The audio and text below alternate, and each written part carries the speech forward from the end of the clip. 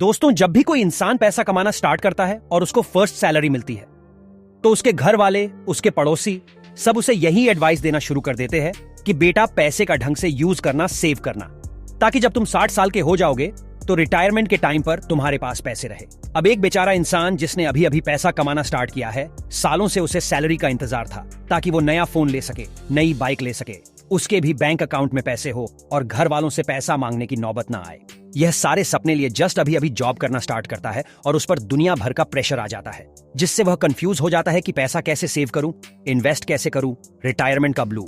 और आजकल तो सोशल मीडिया पर उसे हर जगह एक नई टर्म सुनाई देती है जिसका नाम है फाइनेंशियल फ्रीडम। वह हर जगह सुनता रहता है कि हमें जल्दी से जल्दी फाइनेंशियली फ्री होना चाहिए ताकि हम लाइफ को एंजॉय कर सके, या फिर यह फलाना इंसान 25 की एज में फाइनेंशियली फ्री हो गया।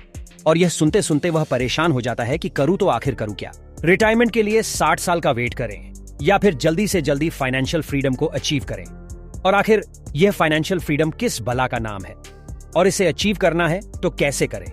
और यह सारे सवाल उसके दिमाग में घूमते रहते हैं। और जब वह अपने बटवे की तरफ देखता है तो उसे लगता है कि वह तो केवल महीने का 20-30 हजार कमा रहा है, तो वह कैसे फाइनेंशियली फ्री हो पाएगा।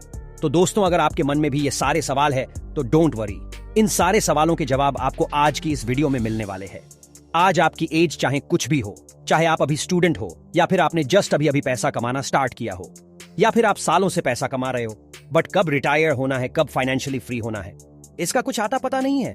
आज मैं आपको फाइनेंशियल फ्रीडम अचीव करने के कुछ इंपॉर्टेंट रूल्स बताने वाला हूं, जिसमें आप अपनी सैलरी का केवल 50% सेव करके और कैसे अपने महीने का केवल 15,000 रुपए इन्वेस्ट करके जल्दी से जल्दी रिटायर हो सकते हो और आपको 60 की एज तक काम करने की जरूरत नहीं पड़ेगी। और सब मैं इतनी आसान भाषा में समझाने वाला हूं जिन्हें बस 12 साल का बच्चा भी बड़ी आसानी से समझ सकता है। तो चलिए शुरू करते हैं। दोस्तों, इन रूल्स को एंड तक जरूर देखें ताकि आप कम एज में रिटायर हो सकते हैं। 1. Where should I spend my money? दोस्तों, जब भी आप पैसा कमाना स्टार्ट करते हो तो सबसे पहले चीज जो हर कोई करता है कि चलो अपनी सैलरी आई है, कुछ खरीद लेते हैं।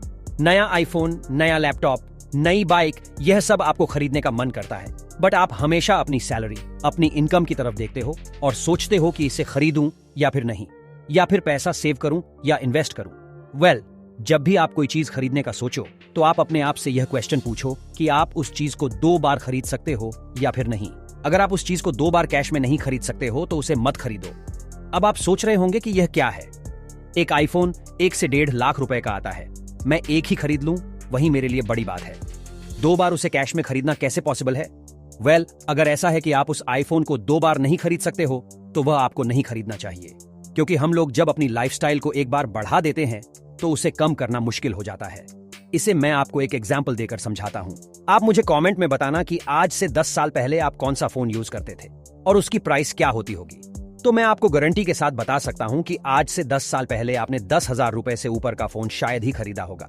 अब मैं आपसे पूछूं कि आज 2023 में अगर आप एक नया फोन खरीदने जा रहे हो तो आपका जवाब बिल्कुल उल्टा होगा। शायद 90% लोग आज के टाइम पर 10,000 रुपए से ऊपर का ही फोन खरीदेंगे। शायद ही आज के टाइम पर कोई ऐसा होगा जो 10,000 रुपए से नीचे का फोन खरीदेगा। तो पॉइंट यह है कि लाइफस्टाइल को अपग्रेड करना, ऊपर ले जाना आसान है, बट उसे वापस नीचे लाना बहुत मुश्किल है। तो मुद्दे की बात यह है कि आप जो भी चीजें खरीदना चाहते हो, अगर आप उसको 2 बार नहीं खरीद सकते हो तो स्किप इट। ऐसी चीजें खरीदो जो आपके बजट में हो और जिसे आप 2 बार खरीदना अफोर्ड कर सकते हो। 2. Where to invest my money? अब यहां पर बहुत से लोगों के मन में यह सवाल होता है कि मुझे इन्वेस्टिंग नहीं आती है, तो मुझे अपना पैसा कहां इन्वेस्ट करना चाहिए? क्या मुझे स्टॉक्स में पैसा डाल देना चाहिए या म्यूचुअल फंड में लगाना चाहिए, या फिर उन पैसों की FD करा देनी चाहिए? आप अगर स्टॉक मार्केट में इन्वेस्ट करना चाहते हो तो सबसे पहले आपको देखना है कि स्टॉक मार्केट कैसे काम करता है। उसके लिए आपको बहुत सारे हिंदी ब्लॉग आर्टिकल्स या यूट्यूब वीडियोस मिल जाएंगे, या फिर बुक्स में आप पढ़ सकते हो कि आखिर स्टॉक मार्केट काम कैसे करता है।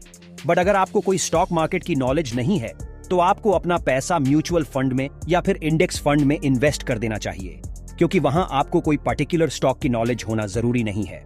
जैसे कि आप इंडेक्स फंड में या निफ्टी 50 में पैसा डालते हो तो वह आपको ऑन एन AVG 13% तक का रिटर्न इजीली दे सकता है और वहां आपको अपना टाइम भी नहीं देना पड़ेगा। अभी इस 13% के रिटर्न के साथ हम फाइनेंशियली फ्री कैसे हो सकते हैं, यह हम नेक्स्ट पॉइंट में डिस्कस करेंगे। बट उससे पहले हमें यह जान लेना चाहिए कि लोग यह सोचते हैं कि क्या मैं पैसा लोन पर या उधार लेकर स्टॉक मार्केट में इन्वेस्ट कर दूं और जब उससे प्रॉफिट हो जाएगा तो मैं अपना लोन चुका दूंगा। तो इसका आंसर है नहीं, आपको कभी भी पैसा लोन लेकर स्टॉक मार्केट में या म्यूचुअल फंड में इन्वेस्ट नहीं करना चाहिए। अब ऐसा क्यों है? स्टॉक मार्केट एक वॉलेटाइल मार्केट है। कभी कभी ऐसा भी होता है कि आप जिस स्टॉक में पैसा लगाओगे उसका प्राइस 2-3 सालों तक नहीं बढ़ता है या कुछ खास प्रॉफिट नहीं होता है, और हम लोगों के अंदर पेशेंस बहुत कम होता है क्योंकि हमें रिवॉर्ड जल्दी से जल्दी चाहिए होता है। हम लोग सोचते हैं कि आज हम पैसा लगाए और अगले 1-2 महीने में हमारा पैसा डबल हो जाए, बट एक्चुअल में ऐसा होता नहीं है, और फिर हमें स्ट्रेस होने लगेगा कि हमने तो पैसे लोन पर ले रखे हैं, उसकी किस्त कैसे भरेंगे, और फिर हम पेशेंस नहीं रख पाएंगे और लॉस में ही अपना पैसा निकाल देंगे। तो सबसे पहले आपको यह बात दिमाग में बिठा लेनी चाहिए कि आपको स्टॉक मार्केट या म्यूचुअल फंड में पैसे तभी लगाने हैं जब आपको उन पैसों की अगले 3-4 सालों में जरूरत ना पड़ने वाली हो। अगर आपको नेक्स्ट 1-2 सालों में गाड़ी ही लेनी है या शादी के लिए पैसा चाहिए तो ऐसे पैसों की आप एफडी ही करवा दीजिए। उन्हें स्टॉक मार्केट में डालने की गलती मत करना। और दोस्तों, यदि आप स्टॉक मार्केट में इन्वेस्ट करना चाहते हो तो आपको एक डीमैट अकाउंट चाहिए हो है। इसके लिए आपको कहीं सारे ऐसे इन्वेस्टिंग के एप्स मिल जाएंगे जिसकी हेल्प से आप फ्री में डीमैट अकाउंट क्रिएट कर सकते हो।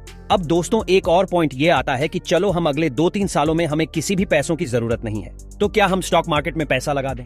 उससे भी पहले जो चीज आपको करनी चाहिए वह है इमरजेंसी फंड इकट्ठा करना। अभी इमरजेंसी फंड क्यों जरूरी है? जैसे कि इसका नाम ही इमरजेंसी है, यानी कि ऐसी सिचुएशन जिसका आपको कोई अंदाजा नहीं है। जैसे आप तो यह सोचकर बैठे थे कि मेरे पास 2 लाख रुपए सेव है, तो अब इन्हें मैं इन्वेस्ट कर देता हूं। अब अचानक आपकी जॉब चली गई या फिर कोई मेडिकल इमरजेंसी आ गई, तो ऐसे टाइम पर आप क्या करोगे? आप ना चाहते हुए भी अपना इन्वेस्ट किया हुआ पैसा निकाल लोगे। इसलिए इन्वेस्टिंग से पहले आपको एटलीस्ट जितना भी आपका मंथली खर्चा है उसके अकॉर्डिंग जैसे 12 मंथ्स का इमरजेंसी फंड आपके पास होना चाहिए, ताकि ऐसी सिचुएशन में आपका इन्वेस्ट किया हुआ पैसा निकालना ना पड़े। 3. When to retire? अब आजकल हर कोई बोलता रहता है कि यार मुझे रिटायर होना है, मुझे यह नौकरी नहीं करनी है और ना ही बॉस के ताने सुनने हैं। मैं तो बस चाहता हूं कि सारे काम वाम छोड़कर गोवा जाऊंगा और वहां मैं आराम से बीच पर बैठकर बियर पी सकूं और लाइफ एंजॉय करूं। सबसे पहले तो हमें रिटायर की डेफिनेशन समझनी होगी। पहले के टाइम में रिटायरमेंट का मतलब होता था कि 60 की एज के बाद रिटायर होना, देन उसके बाद फ्री बैठे रहना और कोई काम वाम ना करना। मॉडर्न वर्ल्ड में रिटायर की डेफिनेशन थोड़ी अलग है। आप कितने दिन गोवा में बीच पर बिना काम करके एंजॉय कर पाओगे? 1 मंथ, 2 मंथ्स या 6 मंथ्स, लेकिन उसके बाद आप फालतू बैठे बैठे ही पागल हो जाओगे। रिटायरमेंट या फाइनेंशियल इंडिपेंडेंस का असली मतलब यह है कि आपको पैसा कमाने के लिए कोई ऐसा काम करने की जरूरत नहीं है जिसे करना आपको पसंद नहीं है। आप अपने हिसाब से अपना काम चूज कर सकते हो और जब चाहे उसे कर सकते हो। रोजाना आपको यह चिंता करने की जरूरत नहीं पड़ेगी कि आज मुझे जॉब पर जाना है। अगर आप जॉब को नहीं गए तो सैलरी नहीं मिलेगी, तो फिर मेरा काम कैसे चलेगा? अब मैं आपको एक चीज बताना चाहूंगा कि आप सोचते होंगे कि अगर मैं पैसा ज्यादा कमाऊंगा तो मैं जल्दी रिटायर हो जाऊंगा। यह जरूरी नहीं है। यह फर्क नहीं पड़ता है कि आप ज्यादा कमाते हो या कम। मान लो आप साल का 1 करोड़ रुपए कमाते हो, बट आपका खर्चा ही 1 करोड़ है, तो मतलब आपने अपनी पूरी इनकम को खर्च कर दिया और रिटायरमेंट के लिए आपने कुछ भी सेव या इन्वेस्ट नहीं किया। और अगर आप महीने का 20,000 रुपए भी कमाते हो, बट आप उसमें से 5,000 रुपए भी सेव कर लेते हो, तो इसका मतलब आप अपने रिटायरमेंट के लिए पैसा जमा करते जा रहे हो, और वह 1 करोड़ रुपए कमाने से बेटर है। तो इससे कोई फर्क नहीं पड़ता कि आप कितना अर्न करते हो, क्योंकि ऐसे ऐसे सेलिब्रिटीज हैं जिन्होंने करोड़ों रुपए कमाए पर उनके खर्चों की वजह से वह बैंकरप्ट हो गए। तो आपका रिटायरमेंट मोस्टली आपकी स्पेंडिंग पर डिपेंड करता है। चलिए अब वीडियो के सबसे इंपॉर्टेंट टॉपिक की बात करते हैं। अब सबसे पहले आपको यह पता होना चाहिए कि आपको रिटायर होने के लिए कितना पैसा चाहिए। अब वह डिपेंड करेगा कि आपके खर्चे कितने हैं, आप किस सिटी में रहते हो। मान लो कि आपको रिटायरमेंट के लिए 1-2 करोड़ रुपए चाहिए। अब उसके लिए आपको अपनी सैलरी का 50% सेव करना होगा। चलिए कैलकुलेशन करते हैं। मान लो कि आपके महीने की सैलरी 30,000 रुपए है। अब इस कैलकुलेशन में मैं बहुत ही कम सैलरी लेकर चल रहा हूं। आप इससे भी ज्यादा कमाते होंगे या फिर फ्यूचर में कमाने वाले हो। एग्जाम्पल के लिए हम 30,000 की सैलरी लेते हैं। अगर आप 30,000 रुपए का 50% सेव करते हो, जो कि होता है 15,000 रुपए, आई एम श्योर कि आप मुझसे यह अग्री करोगे कि आप महीने का 15,000 रुपए तो बचा ही लोगे, या फिर आप अपनी इनकम को बढ़ा लोगे। चलो तो मान लेते हैं आप 15,000 रुपए बचाते हो और उसे सही ढंग से इन्वेस्ट करते हो इंडेक्स फंड में, तो आपको 13% रिटर्न मिलेगा। तो हम इस कैलकुलेशन में देख सकते हैं कि आपने महीने का 15,000 रुपए 13% एनुअल इंटरेस्ट के हिसाब से 20 साल के लिए इन्वेस्ट किया, तो आपके पास टोटल पैसा होगा 1,71,00,000 रुपए। तो अब आप आराम से रिटायर हो सकते हो। अब आप यहां पर अपना अमाउंट या टाइम अपने हिसाब से बदल सकते हो। आपको ज्यादा अमाउंट चाहिए तो आप सेव ज्यादा कर सकते हो, या फिर अपनी इनकम को बढ़ा सकते हो। अब चलो, आपने 1,71,00,000 रुपए इकट्ठे कर लिए। अब आप कहोगे कि अब मैं इनको खर्च करने लग गया तो कभी ना कभी तो ये पैसा खत्म होने ही वाला है, और इन्फ्लेशन का क्या होगा? वह भी तो बढ़ता जा रहा है, महंगाई तो बढ़ती ही जा रही है। ये पैसे तो अभी ठीक लग रहे हैं, बट क्या बाद में इतना इनफ रहेगा? वेल, इसे समझने के लिए हमें एक रूल को समझना होगा, जिसे 4% रूल कहा जाता है। अब हमें पता है कि इंडिया का इन्फ्लेशन 7%, 8% का रहता है। मान लो कि इन्फ्लेशन 8% से ग्रो हो रहा है, तो हमें अपने पैसों को 5% की रियल ग्रोथ से बढ़ाना होगा। अब रियल ग्रोथ क्या होती है? चलिए अब इसे समझते हैं। जैसे कि इन्फ्लेशन 8% है और निफ्टी 50 में आपको रिटर्न मिलेगा 13% का, तो रियल ग्रोथ होगी 13 - 8 = 5%, यानी कि महंगाई बढ़ती भी जाएगी तो भी आपका पैसा 5% एक्स्ट्रा से ग्रो होता रहेगा। और अगर आपके पास 1,71,00,000 रुपए है, उनमें से आप साल का 4% भी विथड्रॉ करते हो और उनसे अपना सारा खर्चा निकाल लेते हो, तो 1,71,00,000 रुपए का 4% होगा 6,84,000 रुपए, यानी कि 6,84,000 आवर्स।